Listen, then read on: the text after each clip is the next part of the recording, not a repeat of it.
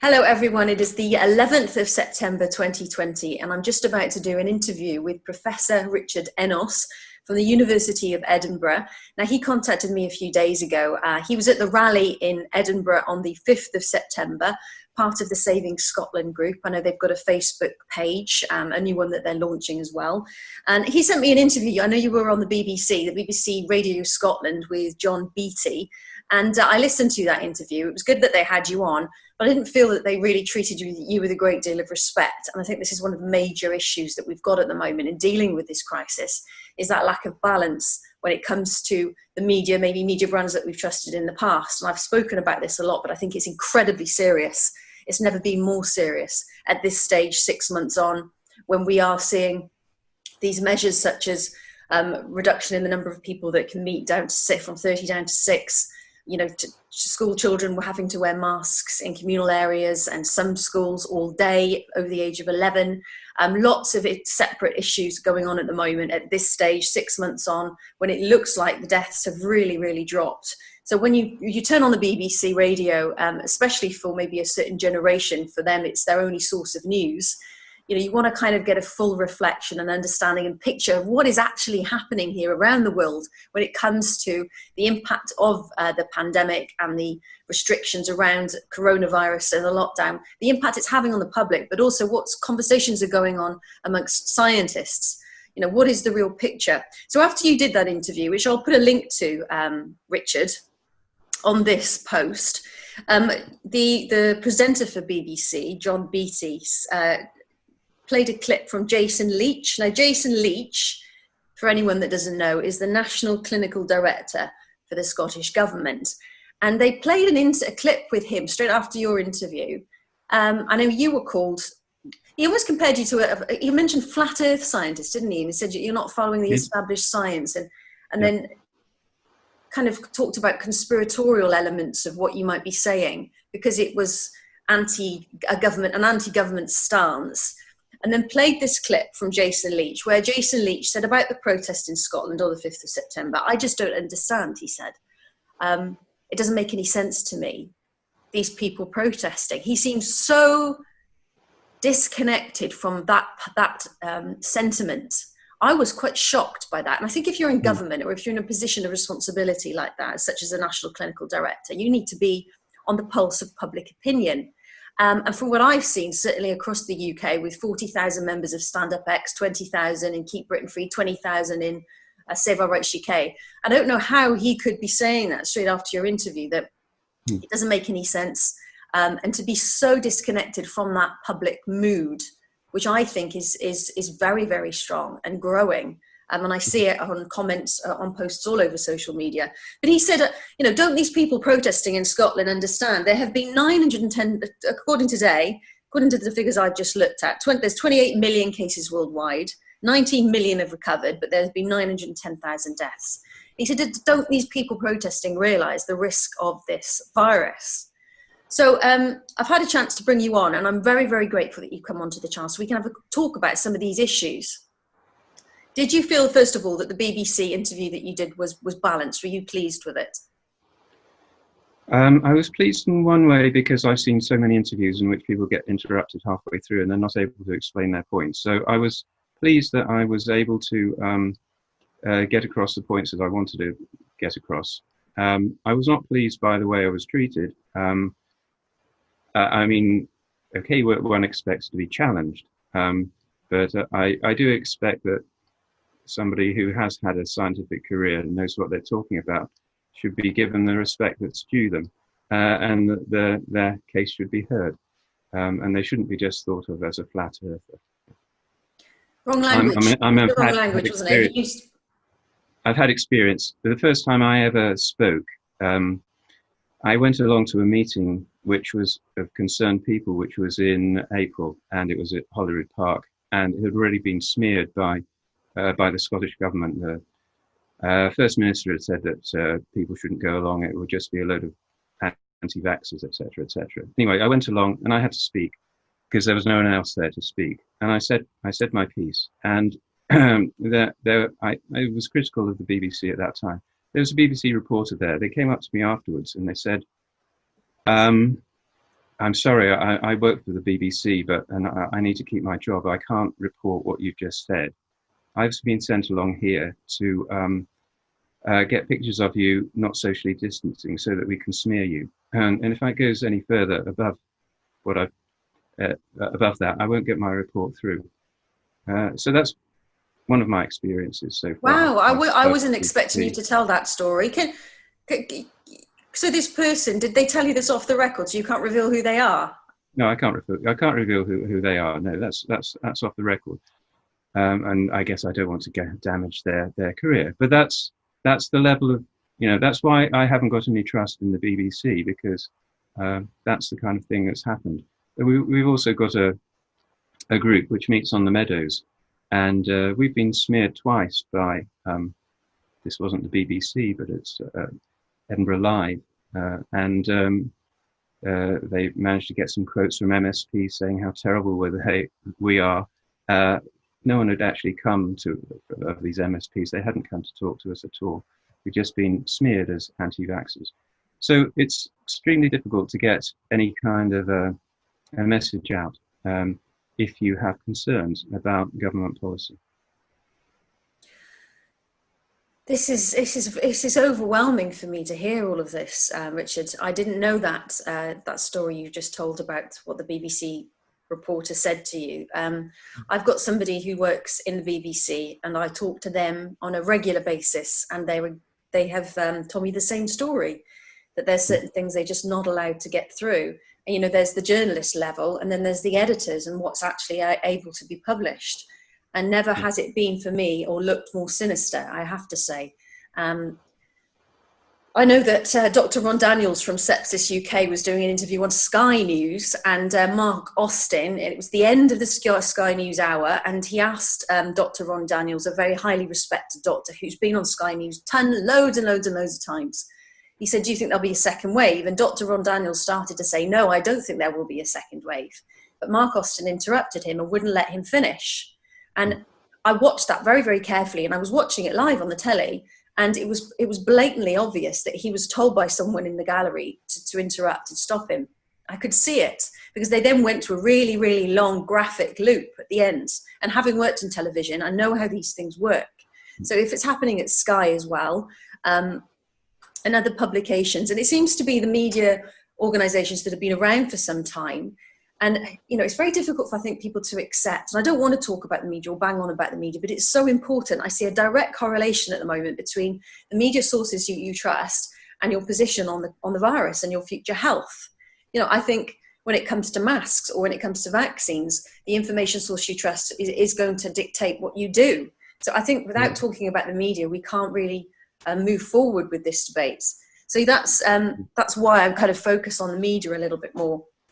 But these organizations, these media publications, they have to have some kind of funding. I mean, I'm getting money from Patreon, which is just about keeping me going. I'm earning a lot less than I was before, because I just am so devoted and passionate to a future that has freedom and choice and a democracy for my children, and I want them to be happy. So, my funding, I'm not getting a call from the government for 100 grand a year or whatever to put certain messages out on my channel. But I know there are news publications that are doing that, unfortunately, because that's how they have to pay the wages. That's how they keep going. But it's very interesting to hear that you've also experienced somebody from within the BBC reveal that to you, that they're not comfortable, that they've been told to smear you and call you anti-vaxxers, COVID deniers, conspiracy cranks. These are the kind of things that we're hearing. And it's very troubling for me, having worked as a journalist for these institutions, BBC, ITV, to see this actually happening. But there are good journalists in the BBC, and I think we've really got to encourage them to protest, perhaps possibly within the organisation. So what's the solution when it comes to the media, do you think? And had you had any experience of the media before? Have you been in the spotlight before now? Is this the first time you've kind of got involved? No, it's the first time I've got involved. I mean, we've had press releases for some of the research work that I've done, but nothing else. No, I've only been drawn to this because it's so vital to, in my case, save Scotland, because we're in a really, really dark place at the moment. And I'm sticking my head above the parapet, because people trust me to to help them, and I feel I can help them if I can get out the right message. And I guess the message I wanted to get out to people is not the message that's coming from the mainstream media. The two messages I wanted to get out are that we have very little to fear from the virus SARS-CoV-2, and I can provide all the data, and we've actually got plenty of data to convince of that fact, and it all comes from reputable sources, National Record of Scotland in our case. And the second message that I wanted to get out is that people have got to change their mind about the government.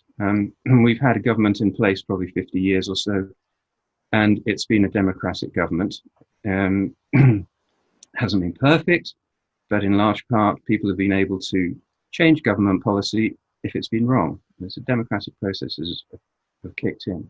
At the moment, the government has been given enormous powers under this Coronavirus 2020 Act. And if you want to retain a democracy, it's up to you to police that. It's eternal vigilance is absolutely necessary. And that vigilance should be coming in from the media, and it should be coming in from the general public. It's not coming in from the media at the moment at all. There is no counter-argument to whatever the government puts in. Then we still get very few people being able to express an opinion which is against what the government has put in. And what we need to do is to have a look at what's the actually government's been given these enormous powers. Have they used them appropriately? And have we got in place a government which cares for its people? And I can give you a number of instances why I don't believe that's the case. So and I think everyone needs to think about the government's actions, and think not just about themselves, about whether it's good for me, but think about the whole of the community, the whole of the UK. Is it good for the whole of the UK?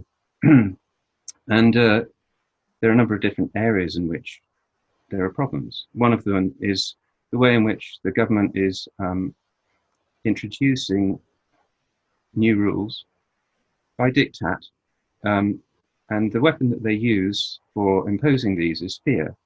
And they have deliberately employed people, psychologists, to develop a propaganda campaign of fear. And that's been propagated by the mainstream media, and BBC has been absolutely complicit in this. And I could just quote a few headlines in the BBC. So a report on COVID-19 as dangerous as Ebola. Okay, that's a headline on one of the BBC reports, and it completely biased reporting, and very little reporting about good stories. I mean, there have been good stories. People have found out how you can treat COVID-19. Good stories. No children are affected by COVID-19. Good stories. 80% of people are asymptomatic. Good stories. 99.7% at least of people survive having been infected from COVID-19. Okay, these are all great things. The other thing that they're reporting on is cases. Now we've come to the end of the epidemic. There are hardly any people dying anymore of COVID-19. So what they've done now is they've gone out and used a test, a PCR test, to find so-called cases. And these cases aren't necessarily, and I think people have agreed that about 90% of them aren't, people who are actually infected and are shedding the virus. They're people who've got bits of the virus lying around. They've managed to get rid of the virus. There's still bits of the virus left around. This PCR test picks up bits of dead virus. And actually, Jason Leach, who you mentioned earlier, he actually has admitted that the PCR tests that we've got for determining cases are a bit rubbish. That's his quote. That's a quote from him. So they're putting these cases forward as if these are really sick people. They're not. They're asymptomatic people. They don't even know they've got the disease. And trying to scaremonger all over again to try and develop the narrative of the second wave, for which there's absolutely no evidence here or in Europe anywhere. So it's just a program of fear. And when people are fearful of something, they can't think straight. And it's a very good way of controlling people. And this fear has been used to control people. So that's one thing about government policy, which I think is should make you critical of whether or not we've got a caring government in place. Well, absolutely, yeah. And I think the public need to be scared, but not of the virus. They need to be scared of a breakdown of civil society where there's no trust in the media or government. Destabilization, if we look at America, a future that's full of happiness and enthusiasm, where we believe that our government cares about us, like you say. Exactly, yeah. I mean, there are a number of other cases where we could say, look at the actions of the government and ask the question, is this a caring government? So we could look at what happened with care homes. Actually, before the lockdown came in place, I heard about that lockdown was going to come in place. I wrote a paper and I sent it to the Scottish government. And I said, we already know, and this was in March, we already know that this virus preferentially affects older people, but it's not serious for young people. So the policy that we should institute is, okay, look after, shelter those people who are vulnerable. And we know that they're the old people who've got comorbidities. And the rest of the people we should allow to get on with their lives. The virus will spread among them. It won't be a very serious one. And we'll get immunity. And then we can bring out our people who are sheltered. So I sent that to the Scottish government, and I got a reply back a month later, and it said, save the NHS, stay at home, save lives. And that's all it said. And what the Scottish government did actually was they took people who were in the hospitals and they took them out of the hospital and they put them into their care homes. These are old people put into care homes. At first they admitted they only did 300, but later on, when pressed, they had to admit they did 900. And they knew, they had actually tested some of these people. They knew these people were already positive for COVID-19. And they sent them into those care homes. And of course, there was a massive death. And about half of the deaths that have occurred in Scotland are due to that policy. Now, well, yeah, 1,800 isn't there deaths, and 1,000 of them are from that policy. Is that right, roughly? Something like that. I can't remember the exact figures, but it's extremely high. And those people, many of those people died without the comfort of their loved ones, and the care home staff also became sick, and they couldn't provide sufficient care. And many of those people died of starvation and of dehydration. They were, many of them, Alzheimer's patients. So I think that was extremely cruel. So that's one policy which I think shows they don't care. Again, ask, have we got a caring government? The third thing, another thing we could think about. Okay, we've got people in hospital at the moment. They've got cancer. They've got other problems. They're needing treatment. They're needing operations and things. An awful lot of that has been shut down. Cancer treatments, I've got personal friends who are undergoing cancer treatments, been stopped. And that's going to shorten their lives for certain. It's going to kill people much earlier than they will die much earlier than they would have done earlier because those treatments have been stopped. And we also know that because of this fear, people did not actually go into hospital when they should have done. We've got many, many excess deaths. More excess deaths, if you add them all up, as a consequence of people dying in their homes than dying of COVID. So, because they didn't go to get treated. So I think the way in which the NHS has been shut down sort of begs the question, have we got a caring government? I mean, we pay for this. We don't pay to save the NHS, we pay to get treatment at the NHS. We haven't received that.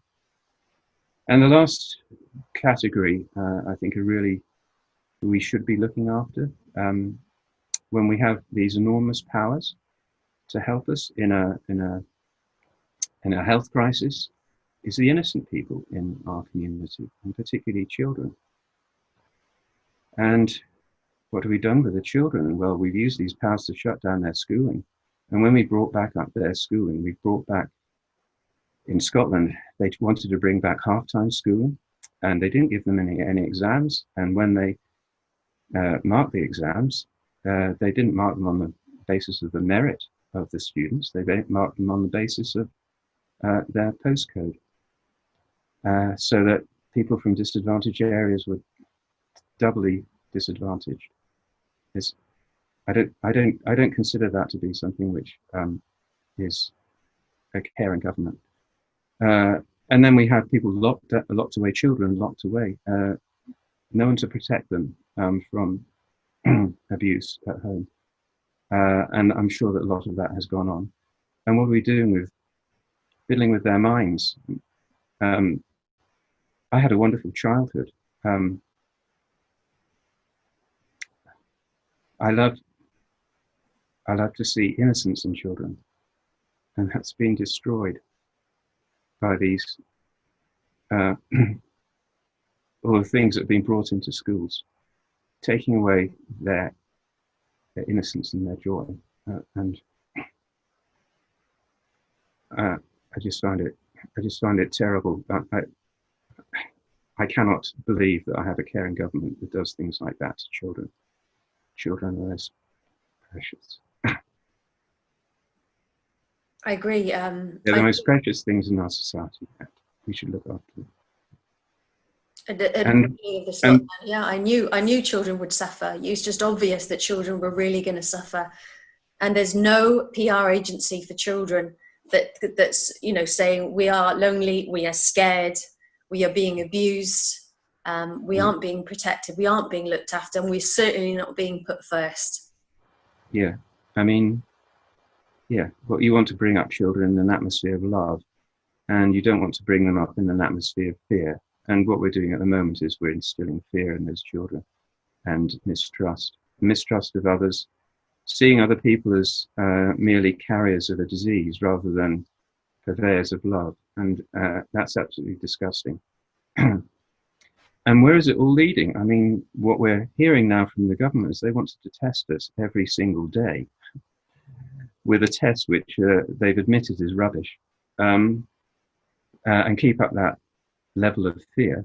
So introduce a test so that we can't kind of go out, we can't do anything, we can't participate in society. And what they'd like, it would seem to be, they're hinting at, is that we need to have some sort of passport to prove that we're healthy. And only then can we actually participate in life and participate in all of the social activities which make life worth living. And there's hints that what they'd like to do is inject us with a cocktail of chemicals which haven't been properly tested in order to enable us to join this society and take part in this society where we would be able to have social interactions and so on. And they're also very keen on getting as much information as they have about us and monitoring us as much as possible. And I think that's actually an incredibly frightening prospect. Well, this has been said so many times by people from similar backgrounds to yourself. But I really think the change that could come, there's something that's positive, is, going back to what you were talking about with the BBC, I have seen a few articles that are positive, not many, and it's certainly not headlines, but I know there are some good journalists. And I would, in all these different media organisations, and they have children and they're empathic and they care, and they don't just care about their own and their own reputation and paying the mortgage, they do care about other people. And I say to them, fight this. Get together within your organisations and try and do something about it from within. And the same with politicians as well, if you feel this way. And I really do detect with you, and a lot of people I've spoken to, it's a really heavy heart. And I'm sure you're in a similar position to me where you get emails every day from members of the public who are really, really, really suffering. I hear from people that have lost their jobs. I've got mental health. Yeah, I haven't said anything about the economic situation. I mean, I really feel for people who are performing in the arts, because what makes Britain brilliant, fantastic place, is the arts and culture. That's just been removed from us, and those people have lost their jobs just like that, and they can't do anything to get them back. That's one of the most tragic things that happened. It feels like we're being suffocated. we're being, all the oxygen Yeah. being taken out of society. Yeah. And all of the beauty and all of the things that we have so fought so hard for, we're so proud of, everything that's kind of courageous and creative is being very slowly, insidiously destroyed. But there is still a glimmer of hope, speaking to people like yourself. And, there is others that I'm aware of, Denise Welsh, the celebrity, Matt Letizia, we've got Simon Dolan. These are people who care, and they have put their reputations on the line. I'm earning a lot less money now. I have given my platform away. I just want to mention this Brief Media Opinions channel that we've got. I've launched about a week ago, where people can go and share their views, Richard. I think it's important people are aware of that. So on there, we've got Canon and OBE from the Church of England. We've got an IT engineer, a police volunteer, ex-civil servant, a supply teacher, all putting forward their views, because I think a lot of people are feeling exactly like you're feeling, but they are too scared, too embarrassed. Yeah. It's the same thing with masks. They don't want to wear a mask because it causes extreme distress. They don't think it's safe. They don't think the science supports it, but they don't want to stand out and be different. How much is your reputation on the line? And this is such an important point, reputation. And then the smearing you get and the attacks that you get, and I've suffered from them. I've had Dom Jolly and BBC's Mike Wendling and Peter Jukes from another publication. Every day I don't know where the attack's going to come from, and I'm sure it's happened to you as well. It's not good, is it? Yeah, well, I'm okay. I'm retired. I can do what I can say what I like. I guess I'm in a privileged position, and that's why I'm doing it. And maybe I wouldn't if I still had my job. And but I do feel extremely strongly about this. It makes one feel that actually the society that's being put in front of you is not something that I want to be part of at all. I want to create a different society, one that's founded on love and trust, not one that's founded on fear and mistrust of everyone else in society. That's not the way I want things to go, and that's not the way I want my children and grandchildren. That's not the kind of society I want to have for my children and my grandchildren. That's just a nightmare. So there are obviously people are developing alternative things. So there's going to be alternative media, and we have potentially a very great power, but it's not being utilized at the moment. And that's because people are still in fear. And if we could detach them from the mainstream media, we might have much more of a chance. Or if mainstream media were much better at telling the facts as they really are, then people will be able to snap out of this, but they aren't at the moment. Balance. What's missing is a debate. Having somebody like yourself and having the opposite view have a debate. I haven't seen a lot of that. There's not a counter narrative. I did interview GP Ricochet. He used to work for the BBC. He said, I'm not seeing a counter narrative, and we're not. Like you said at the beginning of this interview, someone from the BBC actually said, I was told to come here and to smear you, to not listen to you. And, relationships of trust break down, and they're so important. So I agree, the whole situation. Mainstream media, talk about mainstream media. Well, I have now got 15,000 followers on Facebook. I've got 43,000 on YouTube. I've got 53,000 on Twitter. And I'm reaching more people with more control and more independence than when I was working at the BBC and ITV. And I'm saying that because if there are any journalists out there listening, you can build your own profile now on new media. Don't call it social media, but you can. And it's all about making sure that you listen to the people and build up trust, and that you're honest. And, sometimes you get things wrong and make mistakes, but there is a new type of media that can be born out of this. And I also think there's a new type of politics as well. And a lot of people really don't look at Boris Johnson and think that he cares. And I don't really. He doesn't strike me as someone, when he speaks, that has a lot of empathy, that has a lot of compassion and empathy and care. When they reported his latest child, they didn't even know how many kids he has got. He doesn't care about his own children. I always look at that. What was your upbringing? My dad really brought me up to look after people. That was a strong message, to be compassionate and selfless. And he did that for me. And my children are the most important thing in the world to me. So I'd like to see a leader really with those kind of principles and ethics. And I've got a feeling Richard, you've had a similar upbringing and probably have a similar outlook on life. Yeah. Some things are important. I was brought up in an atmosphere of love, and that's terrific. And my parents, you know, whatever I did, they supported me, and that's terrific. You know, that's the way things should be.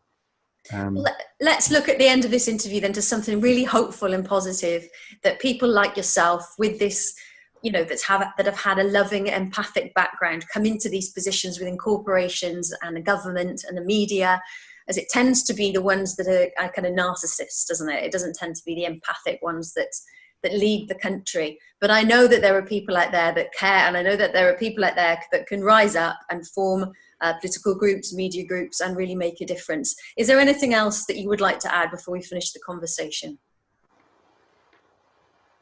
Well, yeah, I think I probably appeal to two groups of people who could really make a difference. One group of people, as you say, is the journalists, and if they could come out and say how they have been influenced, why they kind of explain why they're only giving one side of the story, and the kind of pressures that they're under to do that, that would be extremely helpful to everybody, so that they understood that. And the second thing would be to appeal to the medical fraternity. There must be many people in the medical fraternity who went into medicine because they wanted to help people. And they can see that the NHS at the moment has been, to a large extent, shut down. And the patients who they should be treating are in physical pain. Many of them, they're going to die earlier. They must be the medics must be in absolute anguish. And there have been some few brave nurses, a few brave doctors who stood up and said what's going on. But if more of those people could do so, it would be so helpful to the rest of the population, and they would snap out of it, help them to snap out of this, and they help them to start questioning what's going on and the government actions. And so those are kind of two groups of people who I think, if we could encourage a few more people. I know it's extremely difficult because you may well lose your job, but think of all the other people in the nation and how much you're helping them. And those people who are questioning the government, I just ask them to give their support and their love to those people who are standing up, because it makes so much of a difference. You can make contact with other people who are of a like mind, and you can get support from them. And there's an awful lot of love and support in that community of people who see the damage that's been done at the moment. And if we can bring those people together then and build a strong movement, then I think that's really important. I think it's a wonderful, potentially a really wonderful moment in history where we can create that change and correct things and put them on a very much more positive path for the future. You talk about those in the medical profession and the media profession. Well, we've got two here, haven't we? We've got me and you. Let's hope we will help people to be strong, and we've inspired them to do something about this situation. And the Facebook groups that you belong to in Scotland, we'll make sure that we put those links with this interview. So thank you so much for this interview. Very welcome. I find it very emotional. It's a draining time, and I wasn't expecting this, but this moment in time's happened, and you've stood up and you've said something, you've done something, and I thank you for that. Well, thank you very much indeed for the opportunity to say my bit. That's been very good. Thank you. You're most welcome. You take care. Keep in touch. Okay. Bye.